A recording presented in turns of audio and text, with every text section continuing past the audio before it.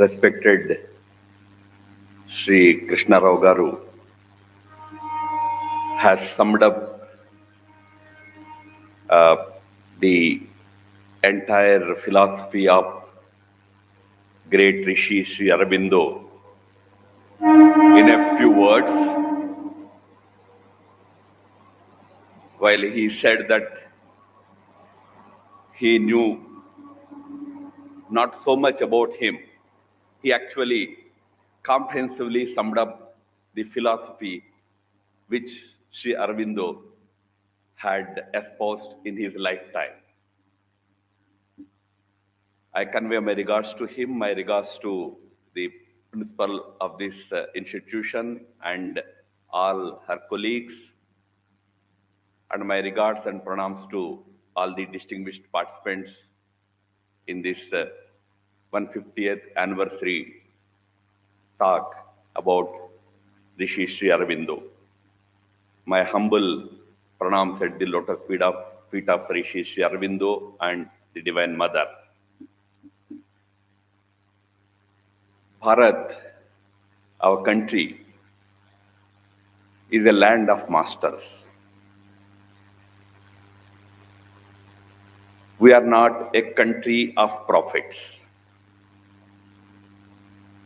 Prophets are the ones who stand at the end of the road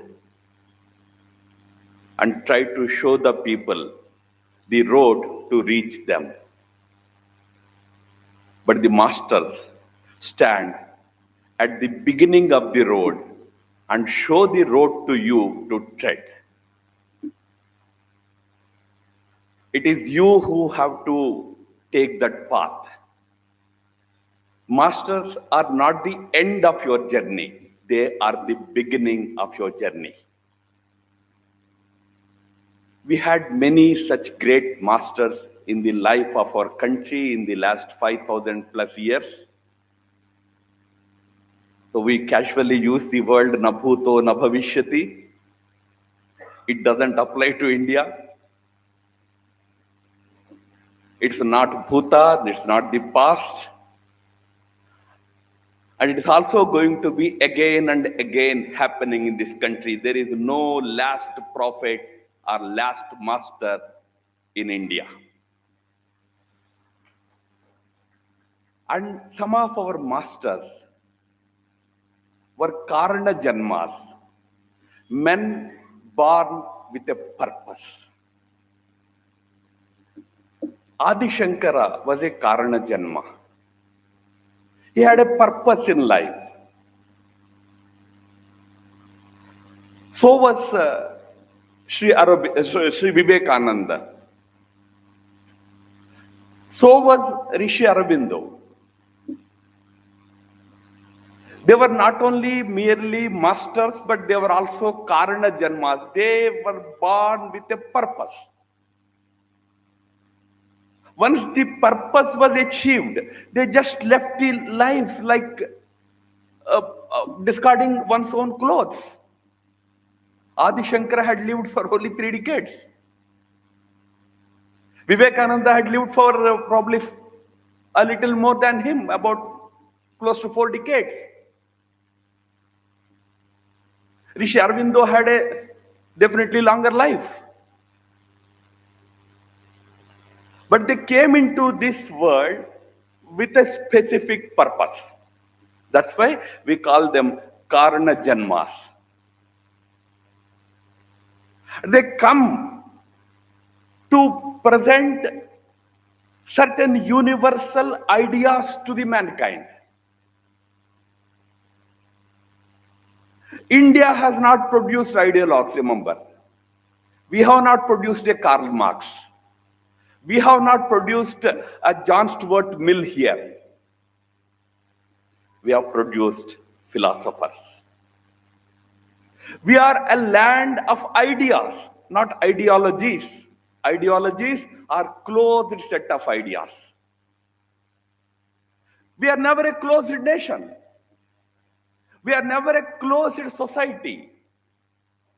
All our philosophical discourse always ended with the statement, Neti Neti, Meaning, you have proposed something, I have proposed something, we have discussed it at length, we had a shastrartha over it, but at the end of it, neither yours is final nor mine is final. Truth must be somewhere else. That's why Gandhiji used to say that Satya ka nirantar khoj hi Sanatana Dharma hai. Search for eternal truth is what is the whole essence of Sanatana Dharma. We have not said this is the final word. That's why I said we are not a land of ideologies, we are a land of philosophies. We are a land of ideas. In that, Rishi Aurobindo's contribution was a very significant and immense contribution in the sphere of ideas. Even Rishi Aurobindo had not said that I am giving you the final mantra. He said, I am giving you certain dreams. In fact, when he addressed the nation on the 15th of August 1947, the day we became independent, which also happened to be his birthday,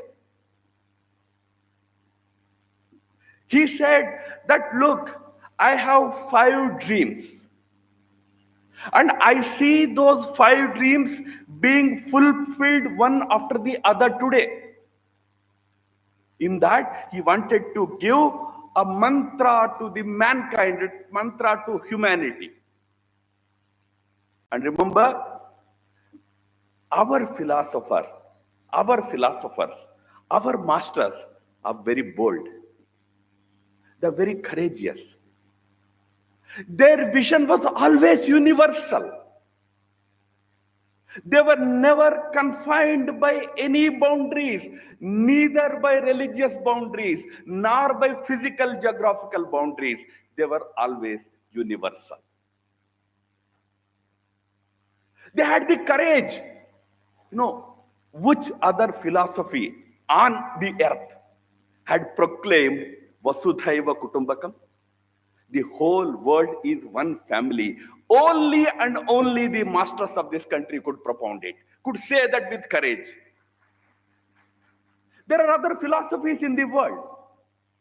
They also talked about the brotherhood of the community, but brotherhood only if you believe in their philosophy.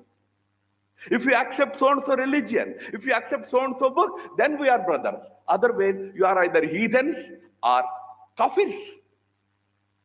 Here are we, our masters, who said, no, you don't have to be anything. You can be yourself. You can follow your path, your book, your language, your religion, your ideas. Yet we can be one family. We are universalists. We are courageous people. That's why we talked about the oneness of the entire humanity, going further, not just humanity. We went all the way to the cosmos level unity at the level of the creation itself. We belong to that courageous tradition. So sometimes when I see the discourse of you and me, I feel that we are missing the point of our Sanatana Dharma. There can be you and me. There can be something that you find which is probably not acceptable to you. You have to tackle it. You have to challenge it. But remember, we are such courageous people. In Bhagavad Gita, Bhagavan Krishna at one point goes and says, Sarva dharman parityajya mamekam sharanam vraja. He doesn't say, you follow my religion and come to me. He says, you should be ready to discard every dharma to reach me. We are that courageous people. You have to look at masters like Rishi Aurobindo from that basic understanding. Otherwise, Rishi Aurobindo can be projected as a rank nationalist. He was. But his nationalism was a step towards internationalism, a step towards spiritual unity of the mankind and a step towards unity with the cosmos. And our people like Rishi Aurobindo never shied away from proclaiming it. You know, Rishi Aurobindo's speech, which I referred to, in that he openly says, it so happened that my birthday also falls on the day when India was liberated. India became independent. But he says, don't take it as just an accidental coincidence. It has a meaning. My life mission and the life mission of India is one and the same. Only somebody who has that profound wisdom and a great vision for the future and great confidence in himself can say that. It's not a statement out of political arrogance. You can see many people saying in politics that if I go, what will happen to this nation? Nehru used to think that way. Many politicians think that way. But Rishi Aurobindo did not say that from that perspective. He said that probably my birth and the mission of it is the mission of India also. That's why my birth and India's rebirth both happened on the same day. And in that, Rishi Aurobindo gives the future vision for India. Rishi Aurobindo was many things to many people. For most of you, he is a master, he is a spiritual master. But I said he was a Karana Janma. There is a reason why I said he was a Karana Janma. His father had a totally different idea about him. His father wanted him to become like another Englishman. He was not even allowed to be educated in India. His whole education was in England. He studied in British schools. His caretaker was a Christian missionary. In fact, he was given a Christian name also. His father wanted Aurobindo to become a British civil servant, ICS. And I don't know how many of you know, Aurobindo did not have, forget about Sanskrit. These children wonderfully, they speak Sanskrit today. Forget about Sanskrit. He did not have the basic knowledge of Bengali also until he turned 20. He only knew English. He was to be an Englishman for his father. But he turned out to be something else. You had three great national leaders coming and talking about him just now. One of the first was Sodari Nivedita.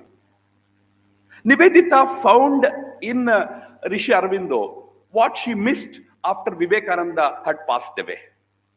Vivekananda died quite early. He was supposed to be her guru. She was in India just for 10 years then. She did not have full initiation also.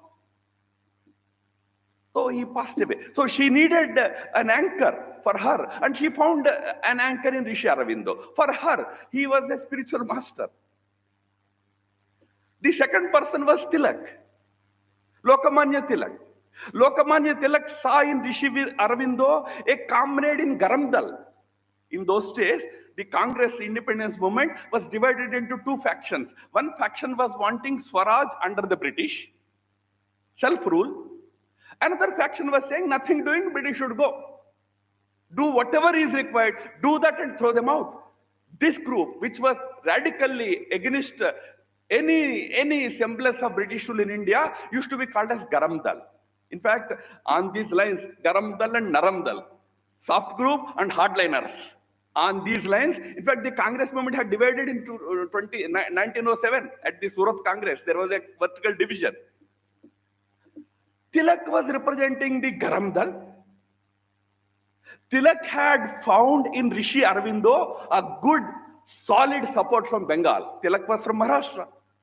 So he found Rishi Aurobindo to be a good support from Bengal. So for him, Aurobindo was a revolutionary politician, which he was also. And last was Rabindranath Tagore. Tagore found in Rishi Aurobindo a great scholar, poet par excellence, because Rabindranath himself was a poet. So he found in Rishi Aurobindo a great literary giant, which he was. And very interestingly, in 1907, the then British Viceroy, Lord Minto, sends a wire to the British Empire in London. In that he writes, Mr. Aurobindo Ghosh is the most dangerous person in India. Aurobindo had that kind of recognition also. So from an Englishman to most dangerous person in India for the British, to a literary person, to a spiritual person, to a comrade politician, he was many things for many people. But remember, Rishi Aurobindo was only and only the man of India's future. He was about India's future. So when he talked about 5 dreams of his in his speech, he laid out what should be the path for all of us. What happens with great men is, for our own political correctness, or to be on safe side, we only talk about the history part. History means what they talked about the past.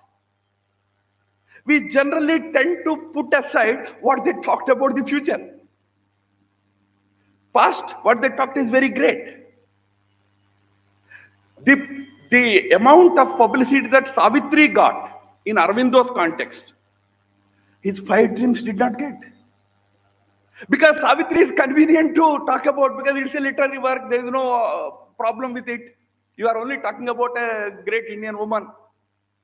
But to talk about future means you have to, accept it or reject it.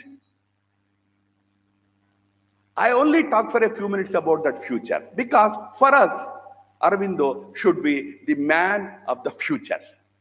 One leader who saw the future. First thing he mentions as his first dream was freedom and unity. Remember, we all talk about unity. We don't talk about freedom. Aurobindo was very categorical. He says, the very fundamental desire, urge, aspiration of man is freedom. When I say man, it includes woman. The very fundamental urge, when a child is born, the fundamental urge is for freedom. Curbing freedom and then talking about unity is not our philosophy. Maybe it suits China, maybe it suits communist governments, maybe it suits dictators. In the name of unity, you curb the freedom. But no, Aurobindo was clear that freedom is fundamental. When he talked about freedom, he did not only talk in the context of British leaving India. That many people interpret that way. I know that. When he said it is my first dream, freedom and unity, they generally interpret as though he was talking about the British leaving India. No, he was very categorical. That very fundamental human aspiration is freedom. Do we give freedom to our people? He talks about how in India's constitution, we had now accommodated the aspirations of our depressed classes. He talks about it. Do we do it in practice? Do we respect the freedom of women in this country? Freedom. India is never a land of bland morality. I'm not against morals. Morals are required for any society to run in an organized manner. But remember, we are not just a land of, bland morality. We are a land of values. And one very important value is freedom. In India, we have 10 women heroines. We call them Mahasatvis. 10 Mahasatvis. Right from Kunti to Savitri to Sita to Draupadi to Ahalya. 10 characters we recite in our prayers. Look at each and every individual Mahasatvi. They were the rebels of their times. Somebody had rebelled against Yama. Somebody had rebelled against the system. Kunti, she had a boon. She had experimented with her sexuality before marriage and gave birth to Karna. Did we call them fallen women? Instead, we call them Mahasatvis. Because here, it's not about, bland morality that you said. This is morality. It's about values. It's about recognizing the freedom, the aspiration of every individual soul. Aurobindo talked about that freedom. Because he had that vision, you today have a mother who was a spiritual soulmate of Shri Aurobindo. But together with that, he insisted that that freedom, which also nourishes unity, that freedom which doesn't disturb cohesion, that doesn't lead to division. So his first dream was, you create that freedom. Freedom not just from the British, but from our own oppressive systems. You have to create that freedom. Then you have to also work for the unity. In that he said, the divisions that we created as Hindus and Muslims, they should end. No, it is here that we want to be politically correct. We don't want to emphasize on that unity. But Aurobindo was not bothered about political correctness. He said, it is wrong. You cannot have this division perpetually, because he warned. In fact, his warnings come true in our own experience in the last 7 decades. He says, the division that you are creating, you are thinking it's going to end your problems. He says, no, it is the beginning of your problems. What does 7 decades of our experience say? The divisions we created continue to bother us, to trouble us. If you have 1.4 million strong army today, for what reason do you have that army? Because you created a Pakistan on one side. So you need to be courageous in terms of ending this menace of our partition. One line I must mention here, when India was divided in 1947, remember, it was not just the division of land, it was division of hearts. When Rishi Aurobindo talked about ending this partition or ending the division, he was not talking so much about the physical division. India was never one country. India was ruled by many people at all times. At the time of independence, we had 560 different kingdoms in this country. But his emphasis was we were always one people. That division of minds should end.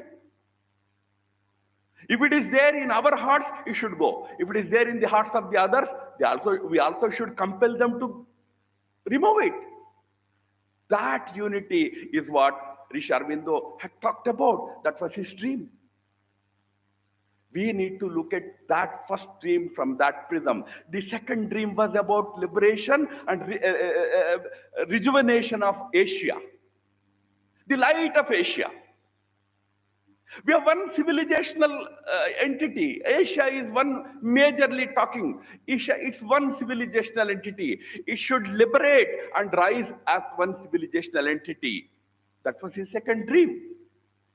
The third dream he talked about was world unity. Here again, We think in terms of they and we. We think in terms of West and East. But Aurobindo was categorical that there is no West and there is no East. When it comes to human spirit, you cannot divide it on geographical lines. We are very fond of Rudyard Kipling, who said, West is West, East is East, the twain shall never meet. We very fondly quote it because it suits us. It suits our inferiority, not superiority. Because you can't think that you have something to offer to them, you say that, okay, let me be East. Let me keep on hating West. Who is Kipling? He was a novelist. How come he is your authority? Here is Shri Aurobindo, who says there is no East, there is no West. Look at the world as one brotherhood, one family. That's the Sanatana Dharma's message always. So for him, nationalism was not a parochial idea.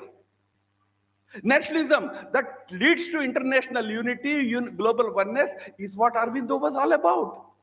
His fourth dream was spiritualize the world, which India can do. India has that wisdom, whether it is today's challenges of climate change or individual rights debates and all these, you can give spiritual ideas to the world. But remember, the last thing also is equally important. He says, the final stage should be that we should be able to create a new world. We talk about new India today. In this same breath, we sometimes give that statement, one statement from Adi Shankara, Brahma Satyam Jagan Mithya. Meaning, this material universe is an illusion, Mithya. Do you know that Aurobindo never agreed with this statement? He said, if it is Mithya, is God an idiot to create it? Why would he create an illusion? It's not Mithya. It is a stage in the process of your evolution. You have to evolve to a higher consciousness. This universe has to be elevated. You have to create supermen. This is what he said. Superman. Superman, not like, Spider-Man. The Superman in terms of consciousness elevation, consciousness evolution. You have to take universe to that consciousness evolution, level of consciousness evolution. That should be the ultimate mission of this country. Friends, looking at Aurobindo, look at this futuristic vision of Aurobindo. A little difficult, but then ideals are not for one generation. It's not that you achieve in your lifetime. You strive for it so that generations coming after will see its fruition. So we must nourish, we must nurture these ideas. We must build in this path of futuristic vision of Aurobindo. I thought on the 150th birth anniversary, and India is also halfway, 75 years of its independence. We should be nurturing these ideas. This is the Bharat. This is the vision for Bharat that Shri Aurobindo had articulated in a speech at the time of our independence. But this should be the vision for us, the mantra for India for the coming decades and centuries. My respectful pronouns to everybody.